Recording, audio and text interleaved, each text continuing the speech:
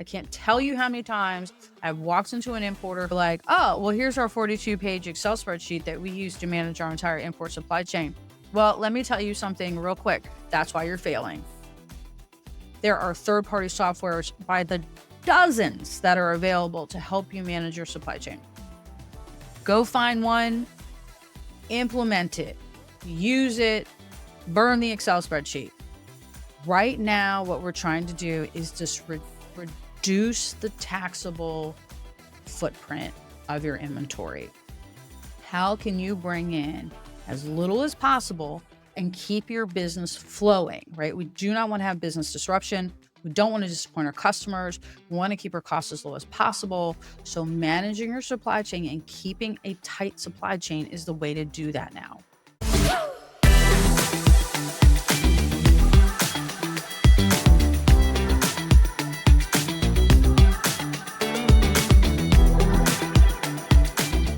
Hi, this is Kimberly Reuter, business advisor and supply chain expert, and welcome back to my podcast, The Morning Mood. When I started this podcast, I didn't want it to be about current affairs. I didn't want to comment about what was going on in the moment, mostly because the production cycle is about a week delayed. And so it would look weird, and I didn't want to look like I was a fool commenting on something that happened a week ago. So if you're looking for my comments on in the moment current affairs, I'm on a variety of other outlets. I give interviews with the Fox and other news outlets, Wall Street Journal, Inbound Logistics. So I do comment on these things there. So I didn't want this podcast to be about currents, but unfortunately, supply chain is the news right now, so it would be stupid for me not to comment about what's going on and provide some insights and some strategies for companies out there who are living in this complete of tariff wars that's happening right now. So these three things that I'm going to talk about are actually three tools that you should have in your supply chain toolbox at all times. They are not specific to what is just happening in the moment with these tariff wars, where we have 145 and 200% tariffs, specifically focused on China. I don't know what we're trying to accomplish, but anyway, it's not going to work. So, but in the meantime, you got to try to get through it, and you should be doing these three things anyway. So the first thing that if you are an importer and you are trying to get through this situation, you need to have inventory control. And I am not talking about an Excel spreadsheet or a Google Doc when I talk about inventory control. I can't tell you how many times I've walked into an importer who is in trouble and they're like, oh, well, here's our 42-page Excel spreadsheet that we use to manage our entire import supply chain. Well, let me tell you something real quick. That's why you're failing. So inventory control includes this. One, you have to have visibility to the PO at PO conception. The minute that PO is accepted by the vendor, you need to know about it. You need to know how much, you need to know when, you need to know the ship window, you need to know everything. And if you're managing customs compliance, you need to know all about the product and you need to know all about the pricing. You need to know that the minute that PO is cut, not when it hits the water, not when they call for a booking, not when it hits customs. You need to know when the PO happens. That is the only way to get in front of an import supply chain is to start managing at the PO. The other part of inventory control is some sort of visibility management software. There are so many options out there. Your freight forwarder or broker probably has some sort of software or third-party software that they use or partner with. There are third-party softwares by the dozens that are available to help you manage your supply chain. Go find one, implement it, use it, burn the Excel spreadsheet. By the way, you can do all of this in probably 30 days or less. Getting inventory supply chain management software now is not the 6 months, 2-year implementations that we knew from our past. And I'm trying not to say any really big names, which is why I'm stumbling over here, because there's a lot of big companies who still purport that. I don't. There is great software out there that you can just plug right into. Okay. So inventory control, PO and software. The second one is just in time inventory management. Now, JIT has been around forever. And I am sure there are a variety of consulting companies, software companies, and other service providers that have renamed it a million other funky little names to try to resell it to you. But JIT is just in time and JIT is JIT. Okay. So, as a rule, so just because we're getting to know each other a little bit better, I hate all those marketing terms from when people like rename shit and try to resell it to you as something different. Oh my God, it drives me up the wall. So you will not see me doing that here. I will avoid it at all costs. So just in time is just in time. It's just in time. I don't care what else you call it. But what is just in time? Just in time is ordering inventory more frequently and just what you're going to need for a set period of time that should be as short as possible. Okay, so it's a long way to say you're only buying what you need for a short period of time and you're rebuying. It is the anti Costco buying model. Okay. So Ford, it was my first introduction to JIT. And this was over 20 years ago. They were doing just in time. And what that meant is for their manufacturing plant, they were importing what they needed. I think at the time was on a 2-week basis. And that's pretty impressive for a company like Ford. And so you need to have it tight, like super tight. Okay. Supply chain very tight in order to manage that. But it is doable if you have inventory control. All three of these things tie back together, by the way. So if you have inventory control, you can do just in time. So the fastest just in time I have ever worked with is a week. A company buying the inventory they think they needed for a week. So they were doing a weekly buy based on what they were going to sell in the next week. And by the way, I'm talking hundreds of containers, not like one or two. So, but they were doing just in time on a weekly basis. So that is the fastest that I've seen JIT really doing well, and I think is worthy is 2 weeks. Doing JIT inventory management on a 2-week basis is fairly common and is probably the most optimal. 30 days, I would say, is the entry level JIT, and that's where companies are just trying it out, and that's also good. Anything past 30 days, when you're getting into 45, 60 days, is it really just in time at that point? Because you are likely, unless you're blowing through that much inventory, you're holding your inventory, right? So the whole point of JIT is not to hold inventory.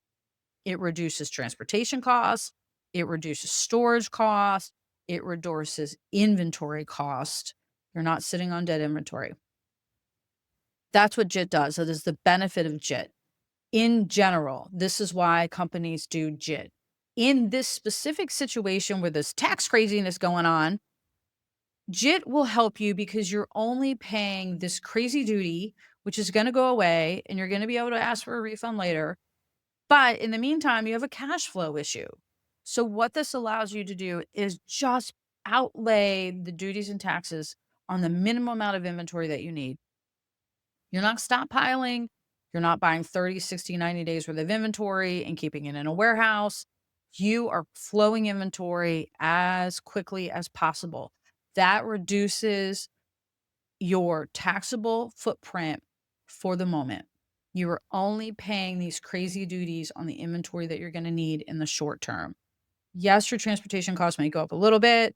Maybe your purchasing power changes a little bit.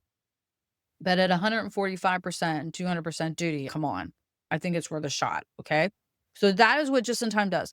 In the big world, you need to do it just in time because all of these benefits are there and they're there all the time. You're reducing transportation, you're reducing storage, you're reducing dead stock. So JIT works all the time. It just extra works right now. Okay.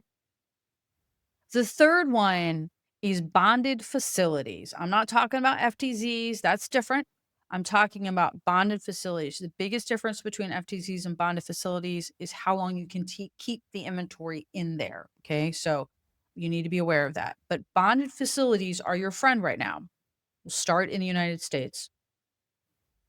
As inventory comes in, and let's say that you did do a 3-month buy or you had to do a 3-month buy, and you know you're going to have more inventory that you can need. Cargo goes in, you put it into bonded facility, you don't pay any duties and taxes until you pull inventory out of the bonded facility. So you can create a JIT situation by taking your 3 months worth of inventory, putting it into a bond facility here in the United States, and then pulling it out. One thing that you need to be aware of is that bonded facilities are expensive because they are bonded facilities. So you will be paying a premium for the storage. But again, do the math at 145 and 200% duty doesn't make sense for you.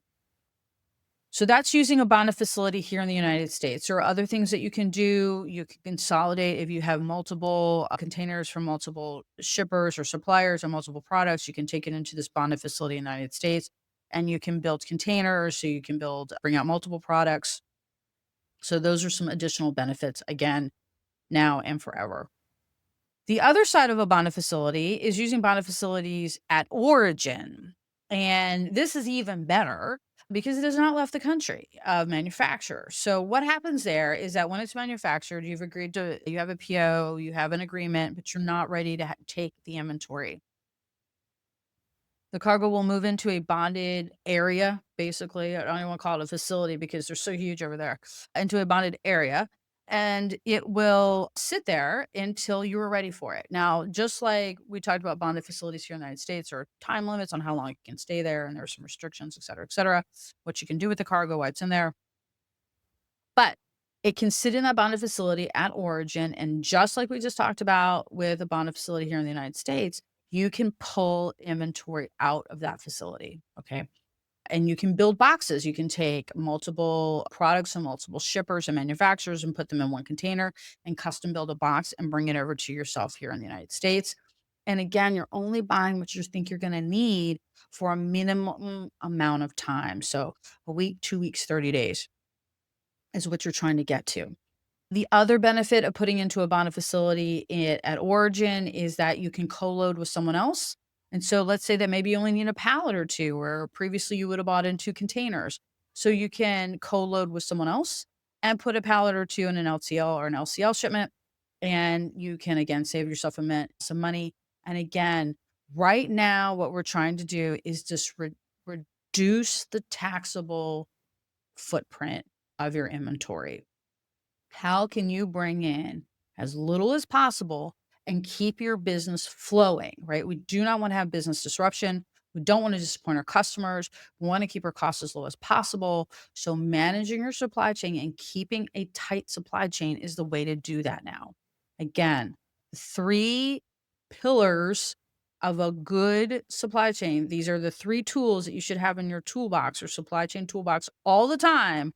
But right now, these are your best tools are inventory control. That includes PO visibility at PO acceptance by the vendor. The minute they say, yeah, we're going to do it, you got to know about it. Okay. Now, I don't care what anybody says.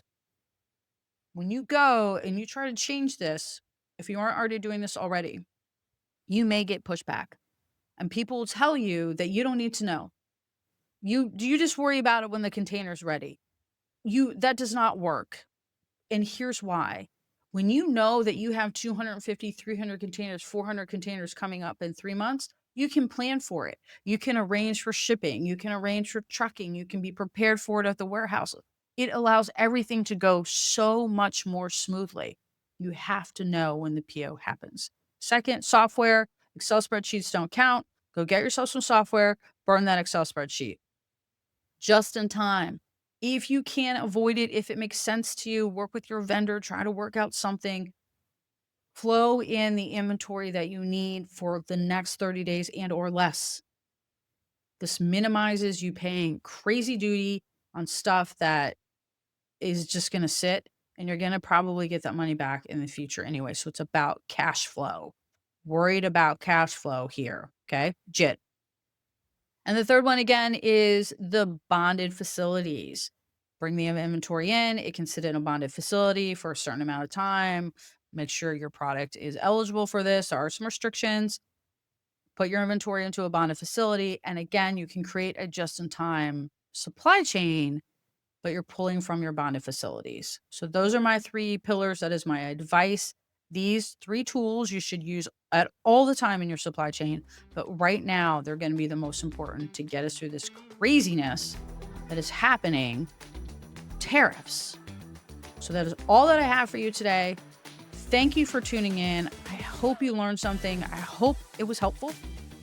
and I will talk to you tomorrow.